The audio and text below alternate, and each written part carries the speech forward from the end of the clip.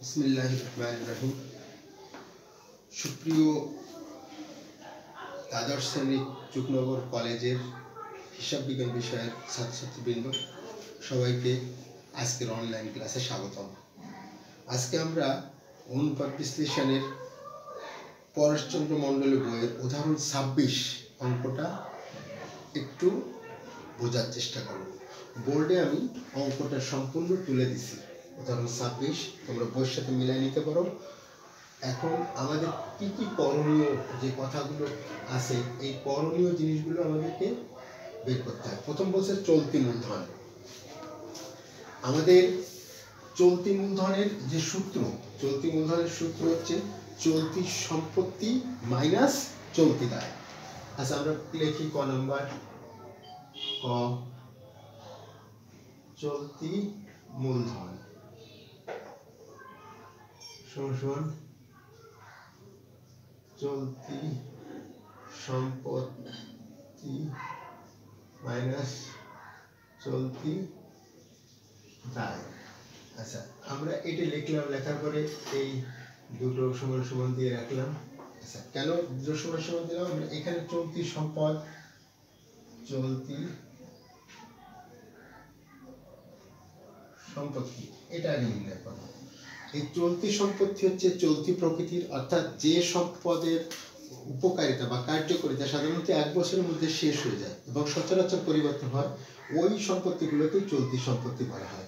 এখানে আমি একটু এখানে দেখা দিই। আসবাবপত্র স্থায়ী সম্পত্তি, যন্ত্রপাতি স্থায়ী সম্পত্তি, আর মজুত পণ্য, দেনাদার, নগদ, প্রাপ্য বিল, এই যে 4টা জিনিস আছে, এই 4টা জিনিসই হচ্ছে আমাদের চলতি সম্পত্তি। তাহলে আমরা লিখে দিতে পারি মজুদ, তারপরে প্রাপ্য, শর্ট নামে লিখলাম আমি, প্রাপ্য, নগদ, তারপর হচ্ছে প্রাপ্য বিল, প্রাপ্য বিল। আচ্ছা, মজুদে আছে 1,50,000, তারপরে প্রাপ্য আছে কত? 2 লক্ষ, তারপরে নগদে আছে 3 লাখ, তারপরে প্রাপ্য বিল বা প্রাপ্য নোট যাকে বলা হয় সেটা আছে 1 লাখ। মোট এই তিনটে যোগ করে 3 আর 2 5 আর 1 6 আর 7,50,000। তাহলে এই সম্পত্তির যোগফল হলো 7,50,000। এবার আমরা এখানে দায় যদি এখানে লিখি,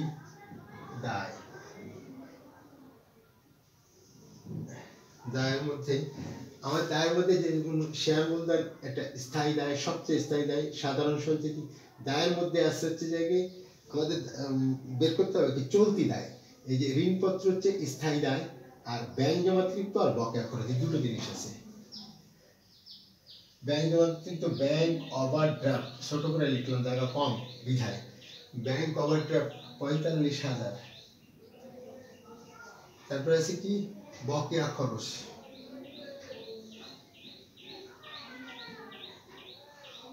বকেয়া খরচ, ব্যাংক ওভারড্রাফট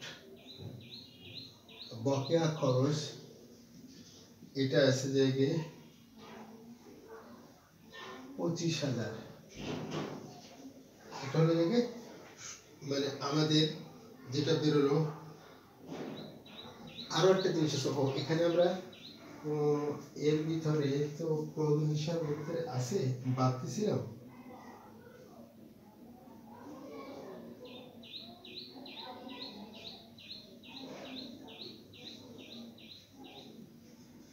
সরি, এখানে অঙ্ক করার সময় এরা প্রয়োজন হিসাব নামে 2,30,000 টাকা এন্ট্রি দিয়ে দিয়েছে। আমরা 16 আর 3 19, 19 20 21 22, 22 হচ্ছে 26, 26। আচ্ছা, এর একটা আরেকটা হিসাব আছে, প্রয়োজন হিসাব, প্রয়োজন হিসাব এটা হচ্ছে 2,30,000, 2,30,000 বকেয়া খরচ। আর এখানেও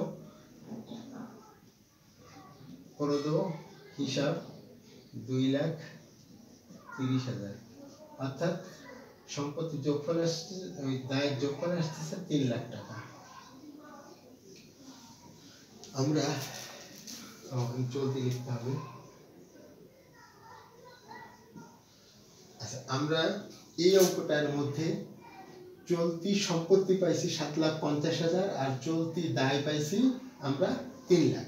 তাহলে আমাদের চলতি মূলধনের নির্ণয়ের যে সূত্র এখানে লেখা আছে, তাহলে আমরা চলতি সম্পদ এখানে 7,50,000 মাইনাস চলতি দায় 3 লক্ষ সমান সমান বিয়োগ করলে কত থাকলো 4,50,000। এইটাতে দেখে তোমার 8 পর্যন্ত করতে পারলে এটা 2 নম্বর কভার করবে। আমরা একটা বোর্ড প্রশ্ন করতেছি, এটা চট্টগ্রাম বোর্ড 2015 সালে অঙ্কটা আসছে। তা যেহেতু আমাদের আর একটু আলোচনা করি, আমাদের চলতি মূলধন নির্ণয় করার সূত্র হচ্ছে চলতি সম্পত্তি মাইনাস চলতি দায়। এর মধ্যে চলতি সম্পত্তি আমি বলছি, চলতি সম্পত্তি চলতি প্রকৃতির, অর্থাৎ যে সম্পত্তিগুলো সচরাচর পরিবর্তন হয় সাধারণত সেই সম্পত্তিগুলোকে চলতি সম্পত্তি বলা হয়। আমাদের এই অঙ্কে আসবাবপত্র যন্ত্রপাতি বাদে আর যে 4টে আছে, মজুত পণ্য, দেনাদার বা প্রাপ্য হিসাব, নগদ আর প্রাপ্য বিল, এই 4টের সমষ্টিকে 7,50,000 হয়েছে, এটা হচ্ছে চলতি সম্পত্তি। আর চলতি দায় হচ্ছে এর মধ্যে আমাদের এই পাশে বাম পাশে দেখতে হবে ব্যাংক জমাতিরিক্ত বকেয়া খরচ আর প্রদেয় হিসাব 2,30,000। এই তিনটা মিলে যোগফল হচ্ছে 3 লক্ষ টাকা। তাহলে এবার চলতি সম্পত্তির চলতি দায় বিয়োগ করে দিলে চলতি মূলধন পাওয়া যাবে। তাই আমাদের উত্তর হলো চলতি মূলধন 4,50,000 টাকা। অর্থাৎ আমাদের 2 নম্বর পরীক্ষায়, বোর্ড পরীক্ষায় যে 2 নম্বরের কোশ্চেন, 2 নম্বরের প্রশ্ন শেষ। এরপরে আমাদের যে দুটো নির্ণয় করতে বলছে সেটা হচ্ছে চলতি অনুপাত আর অগ্নি পরীক্ষা অনুপাত। এই দুটো আমরা ক নম্বরটা মুছে ফেলি।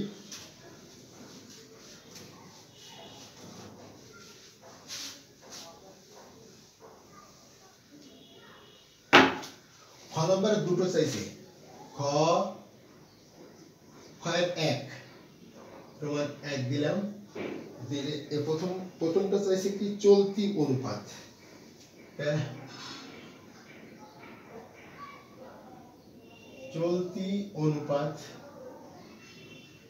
চলতি অনুপাত এর সূত্র হচ্ছে চলতি সম্পত্তি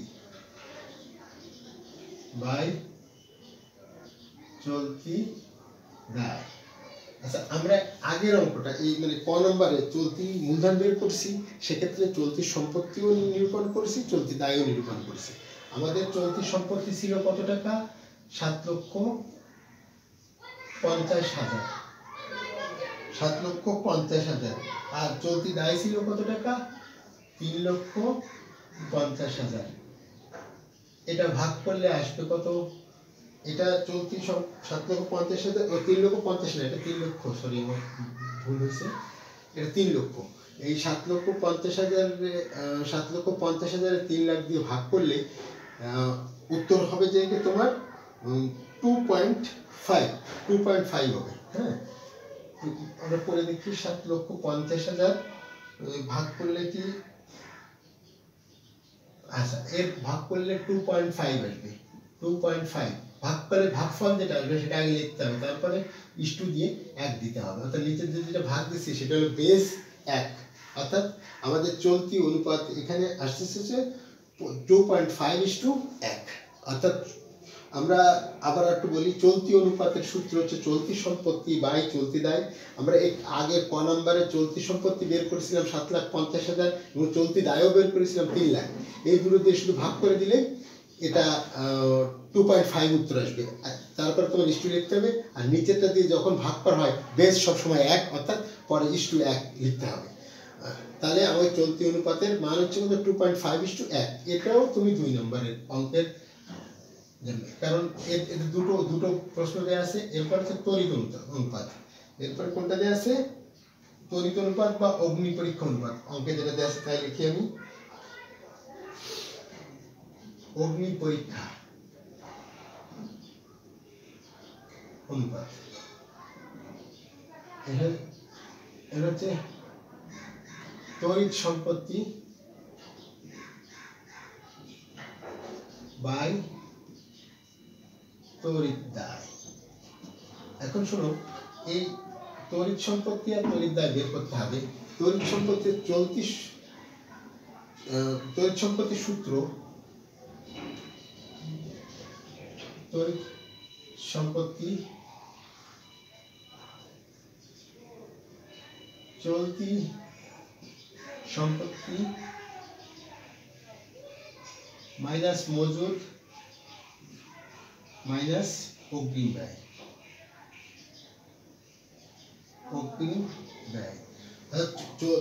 তড়িৎ সম্পত্তি চলতি সম্পত্তিতে মজুদ পণ্য এবং অগ্রিম ব্যয় বাদ দিতে হবে। তা এখানে কি মজুদ পণ্য আছে? হ্যাঁ ছিল, এই যে মজুদ পণ্য, আর অগ্রিম কোনো ব্যয় ছিল? অগ্রিম কোনো ব্যয় ছিল না, অর্থাৎ 1,50,000 টাকা একটু বিয়োগ করে দিলে সেটা হবে জায়গায় তোমার তড়িৎ সম্পত্তি। তাহলে আমরা মানে চলতি সম্পত্তি থেকে শুধুমাত্র মজুদ পণ্য এবং অগ্রিম ব্যয় বাদ দিলে যেটা থাকবে সেটাকে বলা হবে তড়িৎ সম্পত্তি। তা এখানে মজুদ পণ্য আছে 1,50,000, তা আমাদের চলতি সম্পদ ছিল 7,50,000, তার থেকে 1,50,000 বাদ দিলে যেটা থাকে সেটা হচ্ছে 6 লাখ। আর তড়িৎ দায় হচ্ছে চলতি দায় থেকে তোমাকে ব্যাংক জমাতিরিক্ত শুধুমাত্র বাদ দিতে হবে। আমাদের চলতি দায় ছিল কত? 3 লক্ষ টাকা, আর ব্যাংক জমাতিরিক্ত আছে কত? 45,000। তা 3 লক্ষ টাকার থেকে 45,000 বাদ দিলে থাকে 2,55,000। আমার জায়গা কম বিধায় আমি আর লিখলাম না। তাহলে এখানে 6 লাখ বাই 2,55,000, এটা করলে আমার কাছে উত্তর বের করা আছে 2.35:1 হবে, 2.35:1, অর্থাৎ এখানেও তোমার 2 নাম্বার কভার করবে। তাহলে তড়িৎ অগ্নি পরীক্ষা অনুপাত বা তড়িৎ অনুপাত এর মেলাগুলো, অ্যাসিড টেস্ট অনুপাত অনেকগুলো নাম আছে। তাহলে এর সূত্র হচ্ছে তড়িৎ সম্পত্তি বাই তড়িৎ দায়, অর্থাৎ তড়িৎ সম্পত্তি এখানে চলতি সম্পত্তি থেকে মজুদ পণ্য এবং অগ্রিম ব্যয়, যেহেতু এখানে শুধু মজুদ পণ্য আছে অগ্রিম ব্যয় নাই, সেহেতু মজুদ পণ্য বিয়োগ করে দিলে থাকলো 6 লাখ টাকা। আর হচ্ছে তড়িৎ দায় হচ্ছে জায়গায় চলতি দায় থেকে ব্যাংক জমাতিরিক্ত বাদ দিতে হবে। ব্যাংক জমাতিরিক্ত অঙ্কে আছে হচ্ছে জায়গায় 45,000 টাকা। 3 লাখ টাকার থেকে 45,000 টাকা বিয়োগ করে দিতে থাকবে 2,55,000 টাকা। তারপর ভাগ করলে 2.35:1 তো লিখতে হবে। তাহলে তড়িৎ অনুপাতের মানটা আমরা পেলাম 2.35:1। তাহলে আমাদের খ নম্বর উত্তর শেষ। এবার গ নম্বর যেটা বলছে সেটা হচ্ছে, গ নম্বরে চাইছে দায় মালিকানা অনুপাত এবং এর মন্তব্য। একটু মুছে ফেলি।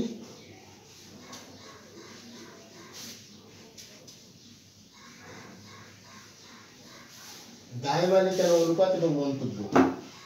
আচ্ছা, গ নম্বর, গ 1 হচ্ছে যে দায় মালিকানা অনুপাত, দায় মালিকানা অনুপাত, দায় মালিকানা অনুপাত। এই সূত্র যেটা লেখা আছে সেটি ওরা যেভাবে লিখছে আমরা সেভাবে লিখবো। দায় মোট বহির্দায়, মোট বহির্দায় বাই মালিকানা তহবিল,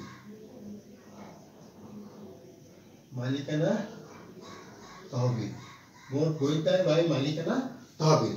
এখানে এর সূত্র লেখার পরে এই সূত্র আমরা দুটো সমান সমান চিহ্ন দেব। এখানে আমরা মোট বহির্দায় অর্থাৎ বাইরের লোকজন তারপর প্রতিষ্ঠানের কাছে কত টাকা পাবে সেটাকে বলা হয় মোট বহির্দায়। বহির্দায় নির্ণয় করার সূত্র নিয়ে আমি আগে ব্যাখ্যা করেছি যে দীর্ঘমেয়াদী দায় এবং চলতি দায়ের যোগফল, এটাকে মোট বহির্দায়। দীর্ঘমেয়াদী দায় আর চলতি দায় এর যোগফল। আচ্ছা, দীর্ঘমেয়াদী দায়ের মধ্যে এখানে একটা দায় আছে ঋণপত্র 4,50,000। তা আমরা এটা লিখে ফেলি, দীর্ঘমেয়াদী দায় প্লাস চলতি দায়। চলতি দায়, দীর্ঘমেয়াদী দায় আছে কত টাকা আমাদের এখানে? ঋণপত্র 4,50,000, আর চলতি দায় আমরা আগে বের করছিলাম 3 লাখ টাকা। তাহলে মোট হবে 7,50,000, 7,50,000 এতে থেকে মোট বহির্দায়। আর মালিকানা তহবিল, মালিকানা তহবিল বলতে আমরা মালিকানা তহবিল নিয়ে আগেই ব্যাখ্যা করছি। তাহলে মোট বহির্দায়টা দেখলে এবার মালিকানা তহবিলের সূত্রটা একটু লিখি আমরা। মালিকানা তহবিল দুই দিক দিয়ে করা যায়, এক সম্পত্তির দিক দিয়ে আর হচ্ছে দায়ের দিক দিয়ে। সম্পদের দিক দিয়ে করলে হচ্ছে এর সূত্র হচ্ছে শেয়ার মূলধন, সাধারণ সঞ্চিতি, রক্ষিত আয় বিবরণী। মানে মালিকের যেগুলো এখানে মালিকের এই শেয়ার মূলধন তো মালিকের নিজস্ব, সাধারণ সঞ্চিতিও টাকাটা লাস্ট পর্যন্ত সেই পাবে। রক্ষিত আয় মানে বিগত বছরের আয়ের যে অংশটা আমরা রেখে দিয়েছিলাম, তার এই তিনটা জিনিসই মালিকের। তাহলে মালিকানা তহবিল হচ্ছে মালিকের নিজস্ব যে জিনিসগুলো, সেই জিনিসগুলোকে মালিকানা তহবিল বলা হয়। মালিকানা তহবিলের মধ্যে আছে শেয়ার মূলধন, সাধারণ সঞ্চিতি আর হচ্ছে রক্ষিত আয়। তা শেয়ার মূলধন 16 লাখ টাকা, সাধারণ সঞ্চিতি 3,50,000, রক্ষিত আয় 3 লাখ। 16 আর 3 19 আর 3 হচ্ছে 22,50,000 টাকা আসে আমাদের ওই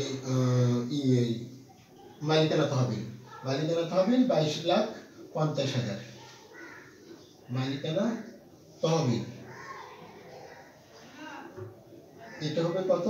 আমি একসাথে লিখলাম 22,50,000। কিভাবে করলাম বলছি কি, শেয়ার মূলধন, সাধারণ সঞ্চিতি, রক্ষিত আয় তিনটেই মালিকের। এটা 22,50,000। তাহলে মোট বইতে অঙ্কের মধ্যে পাইছি কত আমরা? 7,50,000। 7,50,000 আর মালিকানা তহবিল হচ্ছে 22,50,000।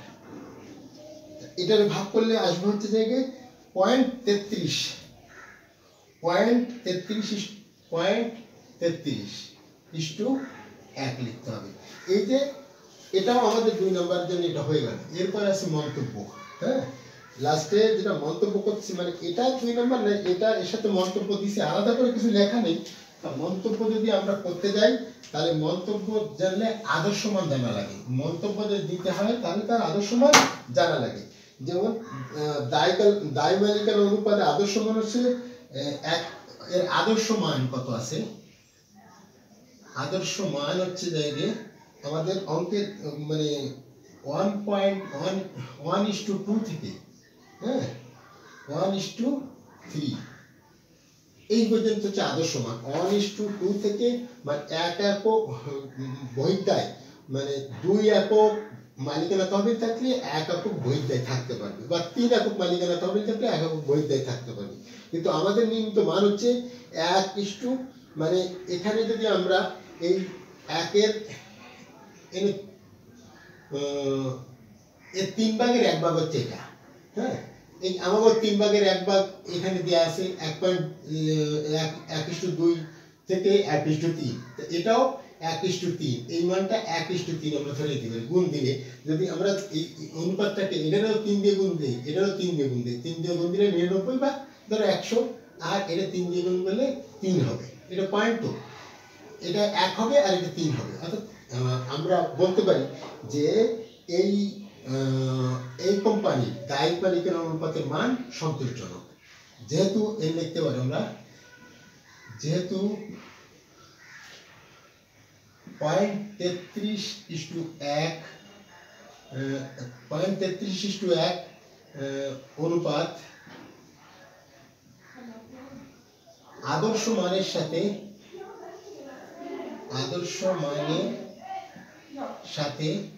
সামঞ্জস্যপূর্ণ,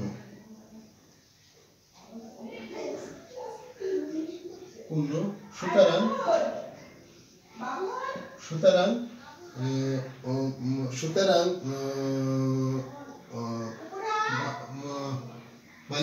দায় মালিকানা তহবিলের আমরা কি যেহেতু 33:1 অনুপাত আদর্শ মানের সাথে সামঞ্জস্যপূর্ণ, সুতরাং প্রতিষ্ঠানের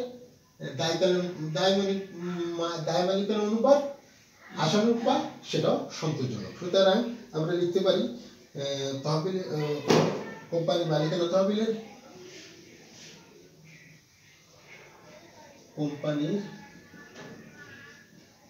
মালিকানা তহবিলের পরিমাণ সন্তোষজনক।